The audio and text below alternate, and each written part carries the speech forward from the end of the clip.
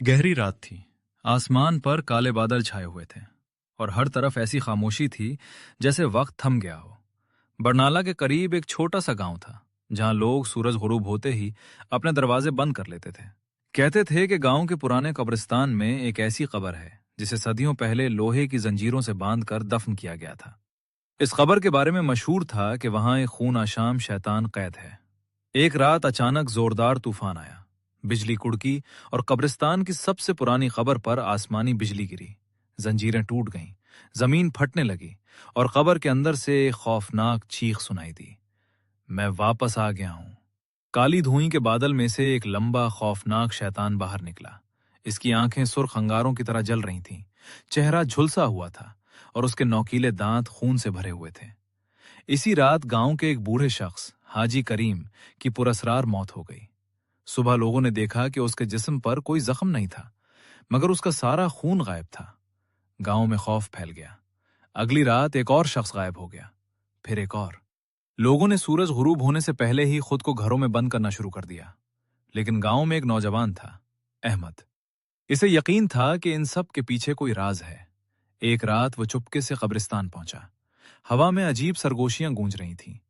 दरख्त ऐसे हिल रहे थे जैसे कोई उनके दरमियान दौड़ रहा हो। अहमद ने अपनी टॉर्च जलाई और पुरानी कब्र के पास पहुंचा। तभी उसे पीछे से किसी की आवाज सुनाई दी, यहां से चले जाओ। अहमद घबरा कर पलटा। वहां एक बूढ़ा फकीर खड़ा था। फकीर ने कहा, यह खून आशाम शैतान जरकान है। सदियों पहले इसे एक तावीज के जरिए कैद किया गया था। दोबारा उसके सीने पर रख दिया जाए तो वो हमेशा के लिए खत्म हो जाएगा। तावीज कहाँ है? अहमद ने पूछा। फकीर ने कब्रिस्तान के नीचे खुफिया सुरंग की तरफ इशारा किया। अहमद सुरंग में उतरा। नीचे अंधेरा था। दीवारों पर अजीब निशानात बने थे। अचानक उसे किसी के कदमों की आवाज सुनाई दी। ठक ठक ठक। उसने पीछे देखा। शैतान जरकान सुरंग के दहाने पर खड़ा था। उसकी सुर्ख आंखें सीधी अहमद पर जमी थीं। तावीज मुझे दे दो। उसकी आवाज कब्रिस्तान में गूंजी। अहमद भागा। जरकान उसके पीछे बिजली की रफ्तार से दौड़ा। आखिरकार अहमद को एक पत्थर के संदूक में वो तावीज मिल गया। जैसे ही उसने तावीज उठाया, जरकान उसके सामने आ गया। शैतान ने हमला किया। अहमद ने पूरी ताकत से तावीज उसके सीने पर दे मारा। एक खौफनाक चीख गूंजी। शैतान का जिस्म जलने लगा। नहीं! चंद लम्हों में वो राख बनकर जमीन पर गिर गया।